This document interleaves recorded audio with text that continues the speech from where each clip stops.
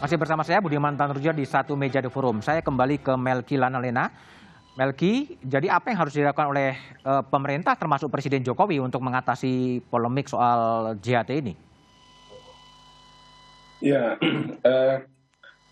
ini biar kita jangan sampai melihat satu-satu ya. Saya kira ini keberlanjutan 3 presiden ya.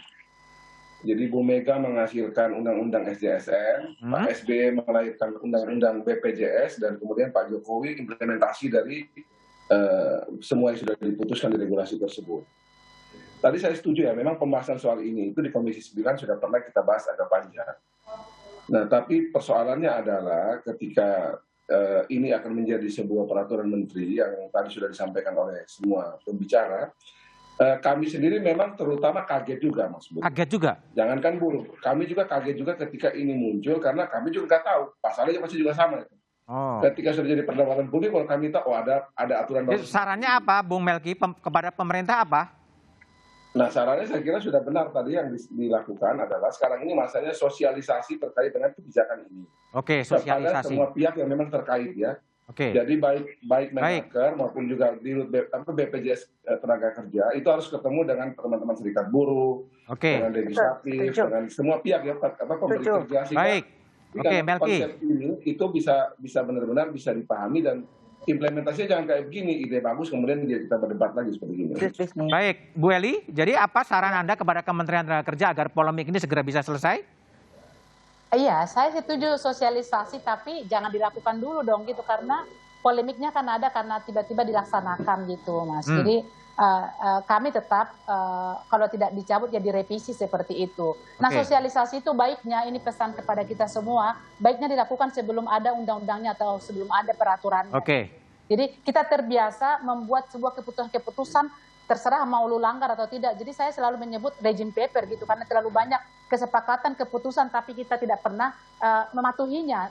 Setelah ada polemik muncul satu sama lain saling berperang dan menyalahkan, ya. Dan jangan lupa komunikasi itu sangat bagus walaupun bertentangan satu sama lain ketika berhadapan, tapi setidaknya kita diminta keterlibatannya. Memang ini diminta keterlibatan karena Ibu Menteri tadi membacakan pertemuan tripartit. Artinya dicabut dulu baru sosialisasi atau gimana? Jangan dilakukan dulu menurut saya gitu loh, baru supaya kita memahami apa sih sebenarnya isinya ini gitu. Baik, Bung Saleh. Jadi apa yang harus dikerjakan oleh pemerintah sekarang? Ya menurut saya begini, ini kan para pekerja ini didengar loh, Ini mereka juga sudah demo loh tadi itu, mereka sudah demo, sudah turun ke jalan. Kemudian juga mereka juga mau sebetulnya berdialog kan, kalau tidak salah tadi sudah ketemu Bu Menteri ya kan, ini diperluas dialognya. Jadi bukan hanya melibatkan pihak-pihak pemberi kerja, tapi yang terutama ini para pekerjanya. Boleh nanti kita ambil misalnya akademisi, boleh dari DJSN, boleh dari Dewas BPJS dan seterusnya. Kita libatkan sebanyak mungkin orang untuk melihat ini secara jernih. Dan saran saya ini menurut saya untuk sementara ini aturan Permenaker ini ya ditunda dulu lah, karena dulu itu Permenaker yang terkait dengan TKA saja itu bisa berubah-ubah sekali dalam sebulan. Ditunda dulu. Yanuar Rizky, jadi gimana? Ini Presiden juga belum berbicara, apakah perlu bicara sih? Ya, kalau menurut saya harus, karena Presiden harus mencegah terjadinya depresi. Jadi kalau sesuatu depresi itu ketika banyak penduduk frustasi dengan keadaan. Kita nggak usah tutup mata bahwa sekarang akibat COVID ini juga akan menimbulkan PHK. Orang masih punya ekspektasi bahwa kalau dia di PHK, dia akan dapat pesangon. Itu aja di Undang-Undang Cipta Kerja sudah diganti oleh JKP. Jadi saya sangat setuju JKP harus segera kita luncurkan, bahkan terimplementasi dengan baik, bisa menjadi bantalan pengganti pesangon. Tapi untuk tabungan hari tua yang di mata pekerja ketika dia kehilangan pekerjaan, ini harus tetap dibuka. Kenapa?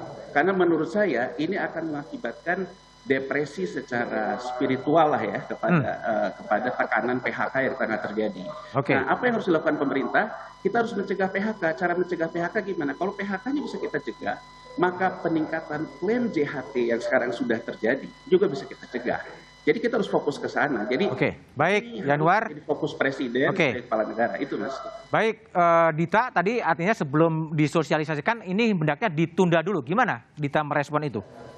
Ya, terima kasih untuk masukan dan kritikannya, terutama soal dialognya dianggap kurang dan belum massal ya. Banyak pihak belum dilibatkan, itu masukan introspeksi bagi kami, Kementerian Tenaga Kerja. Yang kedua, memang permen ini kan baru berlaku bulan Mei. Jadi ada gap 3 bulan ini sebelum permen ini diberlakukan. Dan JKP sudah diberlakukan Februari lebih dulu. Jadi kami rasa memang karena dia belum berlaku, ya kita masih bisa dialog, masih bisa terima berbagai masukan, ya bagaimana implementasinya biar lebih baik. JKP juga kami minta masukan banyak, juga dari Mas Yanwar, bagaimana nanti supaya dia bisa optimal dalam pelaksanaan. Baik. Ya, Oke, itu. baik. Kalau Makasih. soal menekan PHK, saya rasa setuju semua ya. Baik, oke, makasih Dita, Melki, Bang Yanwar, Bang Saleh, dan Bu Eli, terima kasih. Semua yang benar secara normatif belum tentu bisa diterima publik. Ada faktor trust di sana. Momentum yang tepat, komunikasi yang bijak bisa mereduksi kemungkinan politisasi sebuah kebijakan.